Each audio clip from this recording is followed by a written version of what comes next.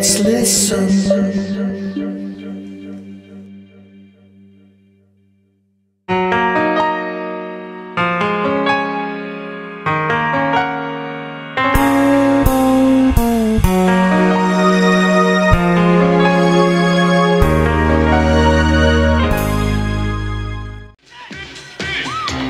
Okay, getting ready to kick it. Woohoo! Here we go, downtown at the Palladium in New York City. I'm downtown Julie Brown. Welcome to another edition of Club MTV. We got Karen White coming your way, Color Me Bad, plus a live performance. Yes, they're back with a #1 song for them, PM Dawn. Right now, though, she's kicking it. Paula Abdul, Vibology.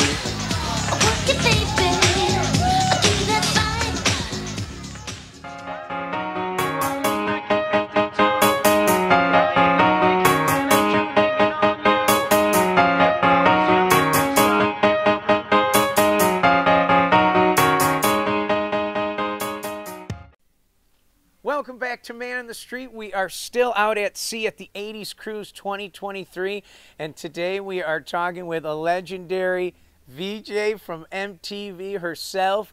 She's well known for Club MTV from 1987 to 92, and you can catch her now on Sirius XM, 90s on 9. It's downtown Julie Brown. Julie, thank you for joining me today on Man in the Street. How are you? Well, hey, here we go. I'm so happy to be finally on Man in the Street. I mean, come on, it's you've had everybody on, and so I guess this is I've arrived. Julie, thank you so much for being here. I want to start off right away by talking about Club MTV. Of course, everybody watched Club MTV. Back, it was on 87 to 92. I got to believe that was a huge thing, not only being on MTV at the time as a VJ, but you're hosting Club MTV. Can you talk about Club MTV? Well, I think with Club MTV, it was so awesome because we kind of created it ourselves. I joined MTV in '86, and I was kind of one of the first VJs that took the camera out on the street and into the clubs. That's how it was first born. Because I was able, coming from the background that I came from, a dance world, I loved to go to the clubs, and so they utilized that on MTV, and we first started roaming around New York to the Tunnel, to all the nightclubs in New York City, and we would film VJ segments from there. And then we started going, this is a cool thing, you know, you feel that beat. And so Club MTV was kind of born from that idea. For me, having itchy feet of just being in the studio, I'm more of a mover, so I've got to move around. And when I first joined MTV, it was really cute because I'm one of these people that the camera guys and the audio guys and stuff, I bond with them immediately, because they're family. And when you start a new job like that, they're going to be your family. They're going to be closer to you than anybody else. You know, they're getting your mic, they're making sure you look good, they're with you when you're not feeling great, but they're trying to give you energy, you know, to do your job. So I was very tight with the cameraman there, and I used to basically talk to him as my friend. I could never see him because we had those giant cameras back in the day, and I would just be like, hey, come with me, come a little closer, come closer.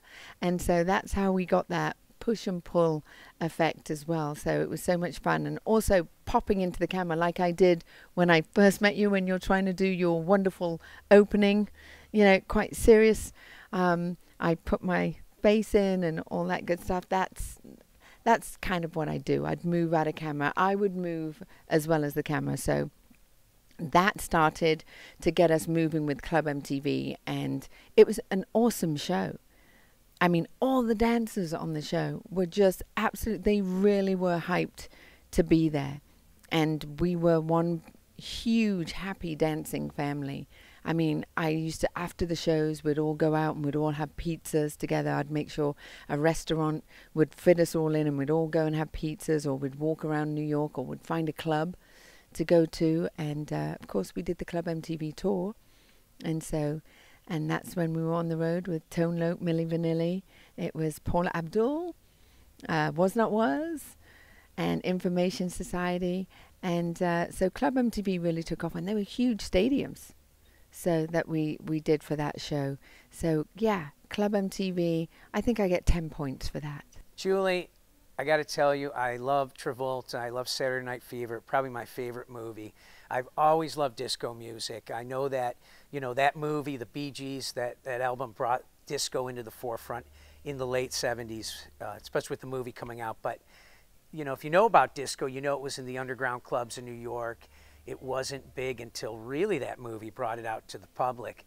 And I know that you have won, or you won, the UK Disco Dancing Championship as well as the World Disco Dancing Championship. I believe it was 1979. Can you talk about that? Oh my gosh, disco dancing.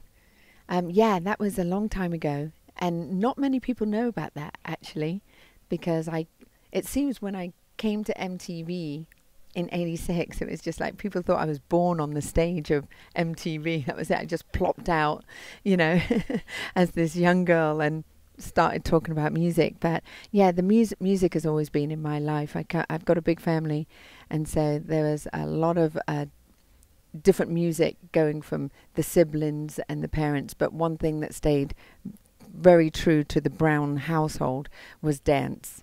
And my mum and dad, my dad was an awesome dancer, and my mum loved music, and she can play and sing. And she actually was a Scottish dancer, I do believe. Yeah, she did Scottish dancing, so she was in a group. I forgot about that. Oh, memories. So yeah, I come from a big family, and I basically used to sneak out a lot and hit the nightclubs, because there was always a chance of winning a little bit of money or CD or a record. It was a record back then. It was a 12-inch record. And there was a competition going, and they said you could actually win the neon green vinyl, 48 version, the big. And I was like, what a Feel the Force. Do you remember that song? Whoop, whoop, whoop. Yep. Can you feel the force? And I wanted that record, and so I was like, I'm going to enter this competition. And it was in a little local club in Wales. A little local club in Wales. That's where I was living at the time, and I won it. And I thought, well, if I can win this, I can win lots of other things. And I did. I went out, I entered all the disco dancing competitions, because in England, even though America, disco became really big, and especially with the movie Night Fever and the John Travolta doing his lovely sexy moves, shaking those buns. But in England, disco was, you know, basically the go-to for when we were young. It was all about disco and punk, but what a mix. And so yeah, I entered a couple of competitions, and I kept going through different ones. I won the regional, and then it started to get televised. And my parents and stuff didn't know I was going out, sneaking out dancing. So they didn't know anything about it until they said, we are going to televise this competition. And so I thought, oh, I've got to tell my parents. I've been a bit naughty. And so I told them, and then they came out to watch me. I won the UK Disco Dancing Championship, and then I won the World Championship in 1979, folks. Go check it out on YouTube. I'm the little one with the funky beads with the, I don't know, with the feet going 100 miles an hour. But yeah, that was me. Music fans in this country from the 80s, you know, some of them know about Top of the Pops in the UK. I wish it was on here back then, but we didn't have it. I see it on YouTube now. What an amazing show. Anybody who had a hit was on Top of the Pops. I read that you were in a dance troupe, I think it was called Zoo, and you were on Top of the Pops as a dancer. Can you talk about Top of the Pops overall, what it was like to be on there and your dancing on there? Top of the Pops days. Wow, you've done your homework. Good grief. Yeah, Top of the Pops, World Disco Dancing Champion, and I was lucky enough then to go into television. I was doing some little dance stops on music shows, and Top of the Pops, which was our big show in England. I mean, it was once a week, and that was the show that everybody watched, because you'd be able to see all your favorite performing on that show, and you'd never know who was going to be there from week to week, because the charts would change. So it was always like a reveal. And yeah, I became a part of the dance group called Zoo, and the choreographer auditioned me and said that I wasn't that good, but she liked my personality. Thank God for that. And I ended up being a zoo dancer. So before I got in front of the camera and started interviewing these guys, a lot of them don't know, I was actually watching their butts from behind while I was dancing on Top of the Pops. My first interview ever was with Depeche Mode when I first got into the music business. And the guys were so great. We were so green. I was green. And the boys just sat there really cool. You can check that out on YouTube too. Downtown Julie Brown with Depeche Mode. It's on my very first TV show, and it was my first interview, and I was such an idiot the whole time. And they were just going, in the commercial breaks, they were like, "It's okay, Julie, you've got this." I was like, ah. And here I am, luckily on, what, Man on the Street? What? Yeah, I've gone big time. I want to thank Downtown Julie Brown for joining me today on Man on the Street. And people, get out there on Sirius XM. Tune into the 90s on 9 and listen to her and find out what she has going on. And we will see you next time on Man on the Street, because everybody has something to say, so let's listen. Hi and welcome to Pop Shots, and over here, not 3 feet away from me, are half of Depeche Mode. Good morning, Dave. Hiya. And good morning, Andy. Hello. It's not too early for you, is it? Yeah. Yeah? Well, later on we'll have their very own personal pick of the pops of the best videos of the last 12 months. Now, if you were watching our regular pop video spot earlier, you will have seen the lads' latest video for their new single, Stripped. It came straight in the chart at 23 this week. Or even 1979. Thank you. The winner is, from the UK, number 31.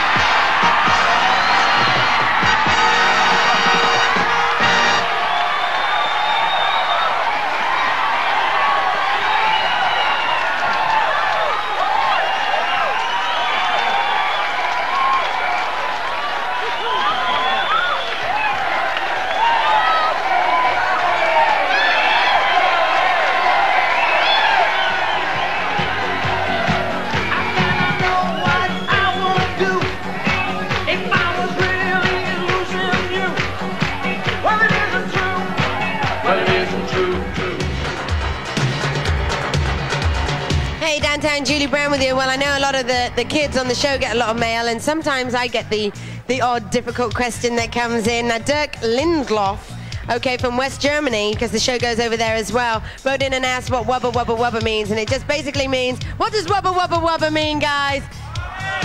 It just means party and have a good time. And he also... Hi, this is Bill Wadhams from Animotion, and you're watching Jamie Wheatley's Man on the Street. Be sure to tune in again. He's always cooking up something great.